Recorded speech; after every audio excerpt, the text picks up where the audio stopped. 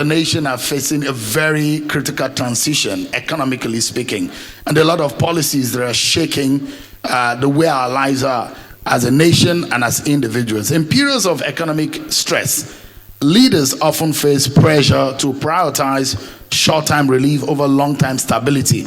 How should leaders in economic institutions balance service to citizens today with responsibility to the future? And political expectations are like this, and sometimes political exigency will make political leadership take some decisions that doesn't follow the policy designed from the beginning. And you have to take decisions that will go a little bit off the cuff from what you have designed and planned before. You don't know that, I'm very sure that the president didn't know that there was going to be, the inflation was going to jump in that manner. Perhaps the kind of revenue that we got, perhaps you didn't know that it was going to be like that in the very first in the first month of getting to office. You don't know whether labor is going to protest. You don't know whether doctors are going to go on strike, and so you want to take decisions. How do you manage it? Yeah. People are agitated. Political expectations are high. Policy decisions are not exactly in what you design. How do you go about it? I think that you should be paying your English teacher more money, because you've spoken more English on television than you have spoken in 30, 40 years of your life over tax issue. And that's the question I'm going to be asking you. Nigeria urgently needs fiscal reform, yet tax reform remains politically sensitive. From your experience, Mr. Oyedele, what kind of leadership courage is required to push necessary but unpopular reforms while still protecting public trust and social equity? Thank you very much for that question. First and foremost, happy birthday to Hadiza, my dear sister and friend. Let me start by saying that reforms are hard generally, and tax reforms are harder.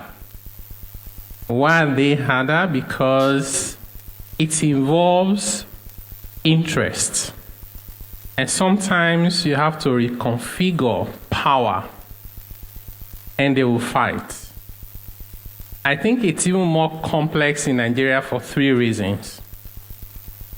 Number 1 is that there is low trust. The trust in government and within government is very low. Unfortunately, you cannot legislate trust into existence like we enacted the tax law. It has to be earned over time. Consistency is important, but honesty is actually a key word. The second reason is that the tax culture in Nigeria is weak. A lot of Nigerians have no idea what taxes they were supposed to be paying, even under the old laws, and they haven't been paying them. Suddenly, there is a national awareness, and they just said, Tinubu has come with taxes all over the place. When actually, what the government is doing is to reduce those taxes they've been paying and harmonizing them. The third reason why reform and tax reform is very hard in Nigeria is that fiscal exchange is not very visible. People say, what do we get for the taxes that we pay? And that's an important question we must answer. But we cannot wait for the answer to that question before we begin to fix the tax system that is broken. I was just looking at the numbers for South Africa. Last year, South Africa collected the equivalent of more than 60 trillion naira from personal income tax alone. Nigeria barely collected 2 trillion. So even if you eliminate corruption 100%, you eliminate waste 100%, Nigeria is still a poor country today. So if what you collect from personal income tax is 2 trillion naira, what can you do with that? So we have to address both issues together: transparency and accountability, as well as ensuring that we collect the right amount of taxes and from the right people. So having said that, I'll say the qualities that a leader would need to be able to get this kind of reforms done, I'll say is courage. You know, we talk about political will, and I've heard Dr. Joaba say before, and that was just spot on, that political will is not enough. I found out that on this, my job, 100%. Political will is not enough. You need that courage to push through. You need the courage to take risk, because it's very risky. There's political risk, there is economic risk, there is reputational risk. You need to see all manner of names you call me now online. There is even the threats, death threats. You can imagine just trying to do tax reform, death threats. So you have to have the courage to do all of that. In fact, I was saying to a set of journalists recently, and I said, you know, people say, speak truth to power, like it's a big deal. I say, yeah, maybe it's important to speak truth to power. My conclusion is that it's so easy to speak truth to power in Nigeria. You can go on TV, people go on Seun Okinbaloye's program and say all manners of things, including those that are correct and those that are not correct. They go home freely. You know what is harder? Speak truth to the masses is hard. When we finished our session with the journalists, I said, please go and post, now that you're convinced. Go and post that this tax reform is good and see how they will attack you.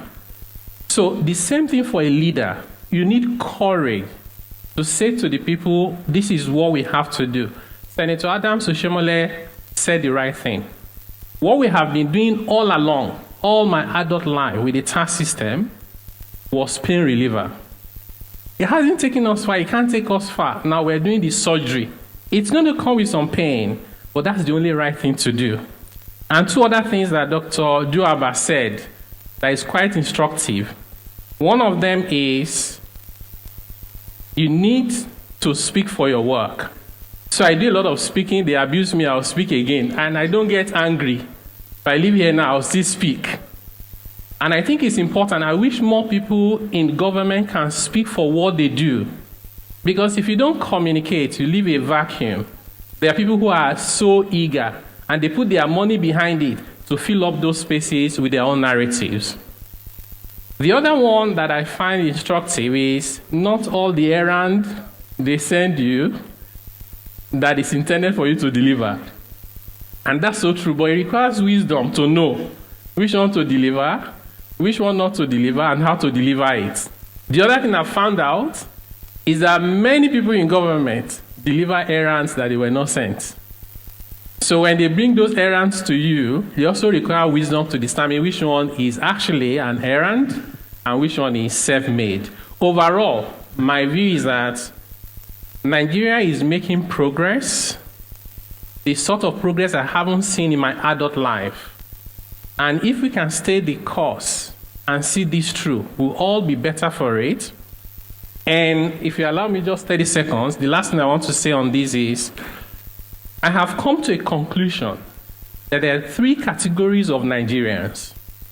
There are the Nigerians who understand government reforms. They invest the time to read, to listen, and to understand, and they support those reforms. There is other set of Nigerians who hates whatever it is that is to do with Nigeria. Even sometimes they say to you they love the country, but all their actions are against the interests of the country. Some of them for political reasons, some of them because they don't like the face of the person in government. They're there and they're very active. And then there's the third set of Nigerians in the middle. They are indifferent. They don't know whether it is right or wrong. What I have found out is that these people who are convinced about government policies, who support Nigeria being great, things being better, they keep it to themselves. The other guys who are against government policy, even when it makes sense, they put their money behind it. They are very active. So you know what happens? There's usually a single narrative out there. And it's that narrative from this group of people who are against government and against the interests of the country. Such that these guys in the middle sometimes then conclude, maybe all of it is negative. My appeal to you is that if you are in this first category, where you truly believe that we are doing the right thing as a country, please don't be quiet. Speak for those reforms, speak for Nigeria, so that instead of a single narrative, we have a national debate that is balanced. To KPMG, which version of the gazetted tax laws do you have? Is it the one, the error, the one with the error, or the corrected one? Because the perception out there is as though this government has something to hide. And that's why they doctored it, the one with the lawmakers. In fact, the lawmakers say, the ones you have with you is being doctored. I mean, the ones you're bringing to us for gazetting is being doctored. For the sake of this audience today, why did you guys doctor it? I like that. They've called me all manners of names. They say I'm a forger of law and all of that.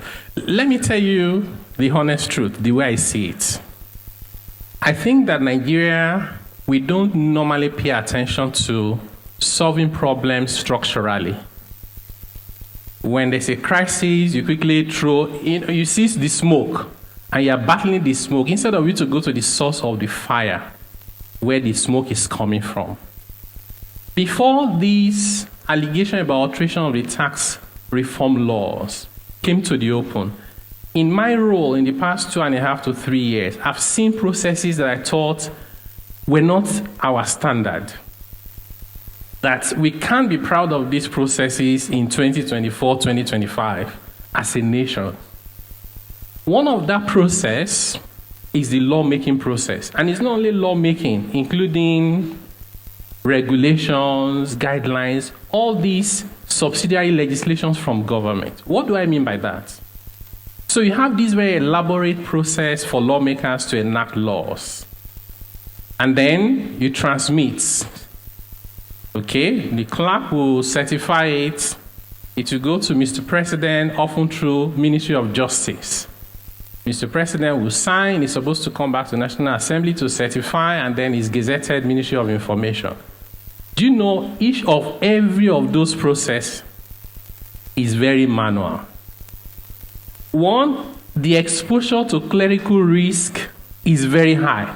If you know the versions of the bills I went through, I've lost count. And every time somebody says, oh, there's a mistake, they didn't update it properly. I saw that already. As I was sharing my concern, two senior advocates of Nigeria told me, one of them is a former MBA president. He said, there are 3 versions of the Constitution. He had gone to court to defend a client. As he was reading the Constitution, the judge said, which version of the Constitution are you reading?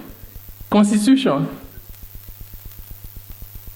So I said to myself, if this allegation of alteration had come up about any other law, it would not have attracted the type of attention this one attracted.